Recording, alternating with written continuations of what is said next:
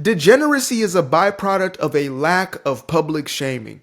The moment that we stopped calling out degenerate behavior, dysfunctional and toxic behavior and characteristics was the moment we completely lost the plot. When grandmama stopped saying it exactly how it was, and instead grandma started shaking it along with the granddaughter. That's the moment we completely lost the plot. And unfortunately, we find ourselves in a place where we have a culture of degeneracy that is celebrated. This is not to say that this is the entire culture, but let's be real. Degeneracy is promoted. It is uplifted. It is seen as something to not only admire, but something to aspire towards. It's seen as cool. It's hip. It's trendy. It's in. For us to be doing things that are literally to our own detriment and demise. And so that being said, I want to get into this little short clip right here. We have a old school mama making sure that her girl knows that she got time today. Right now. What happened? What happened? What's on? Are you sympathetic? Are you gangster? What the? Now, you know, when you hear that fire alarm, you know what environment you tend to be dealing with. You tend to be dealing with in that situation. Now, yeah.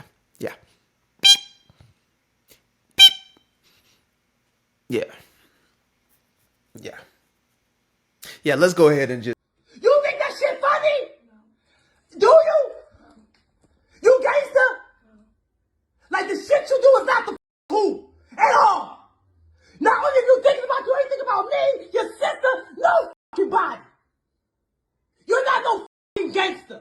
You're a little girl balled up in the fucking corner. Apologize now. Put your hands to. Apologize now. You what? You sorry to who? To whoever. You sorry? No, say you sorry to that fucking boy and his family. Yeah. Okay. So what exactly is going on here? Glad you asked. This young lady, and I use that term very loosely because it seems as if she is acting every bit of unladylikeness. She has disrespected one of her quote unquote dead ops. Now, I'm going to give a little, just a little Ebonics translation for anybody out there who might be confused at such terminology. Cat Williams voice might be confused at such terminology. Okay. So a op is an opposition, somebody who is your foe, your enemy, and a dead op is a dead opposition, right? So it's basically somebody who was likely murdered at some point in time.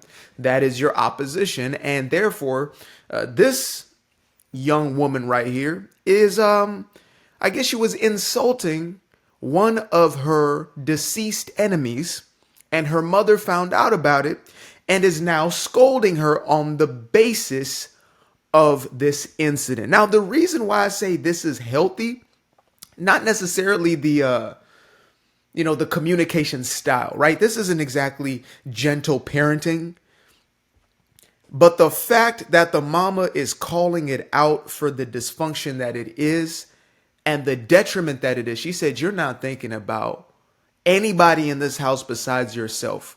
You are putting us in a dangerous situation, which tends to be the case when it comes to a lot of this dysfunctional behavior, right? It puts more people in harm than not. When you have one bad seed, that bad seed is going to corrupt the entire garden at some point in time, right? You got one kid in the house he's thugging it out. You're probably going to have the younger kids who are going to try to replicate what they see the older brother or sister doing, right? Or if you're in an environment that fosters that type of behavior and you have no mother like this who is going to, get to step in, really put her foot on your neck. If you don't have that, you will likely, or this type of individual will likely continue the behavior and end up in worse and worse situations and get the people around her into worse and worse situations, right? So that's the first reason why I say this is good. But also, the mama said to apologize to that family. Because remorse is something that is lost when you have given yourself over to this animalistic way of living. And the reason I say animalistic is because it's exactly what it is. When you dehumanize yourself, You know, this gangster thug mentality is a dehumanizing of self and others. You view life from almost like an animal's perspective. You know, kill or be killed, eat or be eaten. Right? That's basically how you're moving. You're moving in fight or flight. Your reptilian brain is triggered and you're essentially seeing everything as a threat. And so you're not thinking from a place of sympathy, a place of empathy. You're not thinking of a person's humanity. You're just seeing him as an op. You're seeing him as a target. And so you will make fun of somebody who has their life taken away in order for you to fulfill this image of a thug or a gangster, whatever. And again, you can tell from the way the mother speaking, her mother probably came from that. Her mother probably really was that. And now you have the daughter trying to be that. And you usually get these cases with, you know, boys, right? Where they're trying to be the thug, whatever it is. And they have an uncle or hopefully a pops, but an uncle or grandfather or something of that nature who really came from that lifestyle. And they have to pull that kid's coat to say, what the hell are you doing? This ain't you. This ain't, you don't want any parts of this.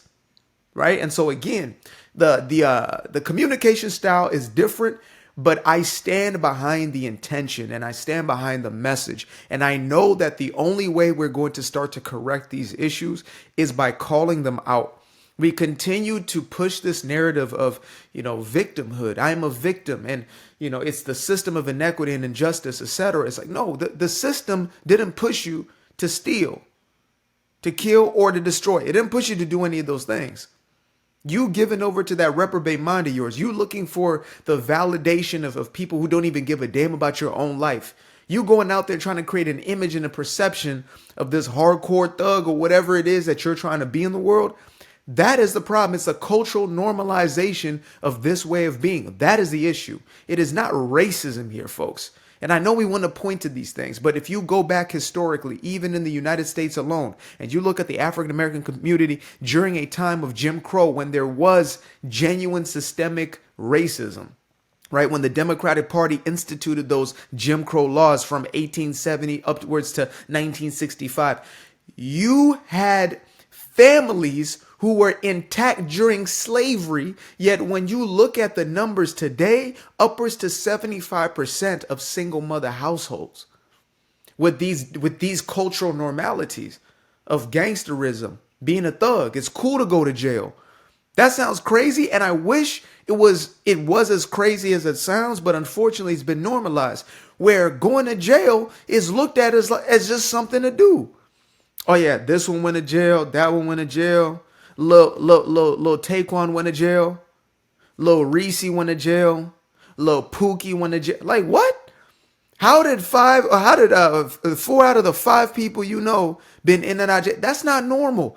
That is an incentivizing of the wrong things. When you put the wrong things on a pedestal, right?